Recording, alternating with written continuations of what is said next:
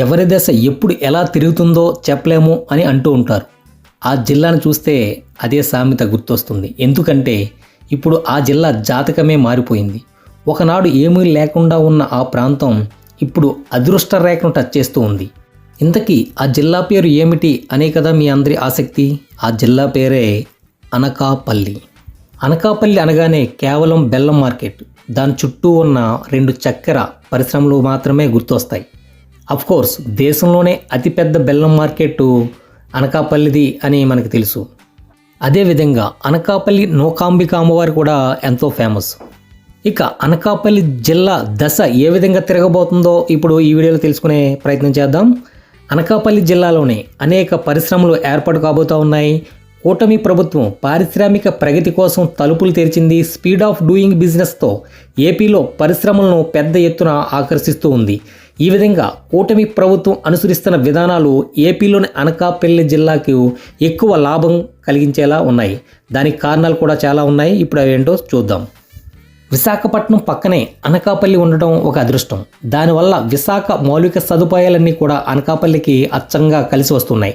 అదే సమయంలో విశాఖపట్నం ఇప్పటికే పారిశ్రామిక నగరంగా పీక్స్కి చేరుకుంది. అక్కడ ఎప్పటి నుండో ఎన్నో ప్రభుత్వ ప్రైవేటు పరిశ్రమలు ఉన్నాయి. కొత్తగా పరిశ్రమలు రావాల్సి ఉన్న భూముల కొరత అయితే ఉంది. దాంతో ఆల్టర్నేటివ్గా అనకాపల్లి మారబోతా ఉంది. ఈ అవకాశాన్ని అనకాపల్లి చక్కగా వాడుకుంటుంది. విశాఖకు ఉక్కు నగరం అన్న పేరు స్టీల్ ప్లాంట్ ద్వారానే వచ్చింది. అయితే ఇప్పుడు అనకాపల్లి కూడా 2వ ఉక్కు నగరంగా మారబోతోంది. అక్కడ మిట్టల్ ఉక్కు పరిశ్రమ ఏర్పాటవుతుంది. అది కూడా భారీ ఎత్తున. ఇది నిజంగా అనకాపల్లి దశను మార్చేసే భారీ పరిశ్రమగా చెప్పవచ్చు. అంతేగాక రిలయన్స్ సంస్థ ఫుడ్ ప్రాసెసింగ్ రంగంలో ఏకంగా 784 కోట్ల రూపాయలతో ఒక భారీ పరిశ్రమ పెడుతున్నట్లుగా తెలుస్తోంది. అదేవిధంగా బీక్యూ అనే సంస్థ టెక్స్టైల్స్ పరిశ్రమ కోసం భారీగా పెట్టుబడులు పెడుతున్నట్టుగా తెలుస్తోంది. ఎర్త్ మూవర్స్ సంస్థ 1300 కోట్ల రూపాయలతో 100 ఎకరాల స్థలంలో యంత్రాలు విడిభాగాల తయారీ ప్లాంట్ ఏర్పాటు చేయనుంది అని తెలుస్తోంది. ఈ విధంగా అనకాపల్లి ఫ్యూచర్ ఇండస్ట్రియల్ కారిడార్గా అభివృద్ధి చెందబోతా ఉంది.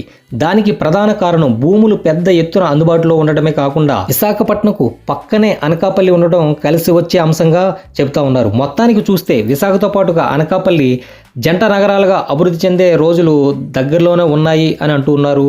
అనకాపల్లిలో భూములు ఇప్పటి నుంచే రెక్కలు ఇప్పుకుంటున్నాయంటే భవిష్యత్తులో ఈ జిల్లా ఏ విధంగా మారుతుందో అర్థం చేసుకోవాల్సిందే అని విశ్లేషకులు చెప్తా ఉన్నారు. ఈ వీడియో మీకు నచ్చినట్లయితే లైక్ చేయండి. మరిన్ని ఆసక్తికర వీడియోస్ కోసం మా ఛానల్ సబ్స్క్రైబ్ చేయండి. Thank you all.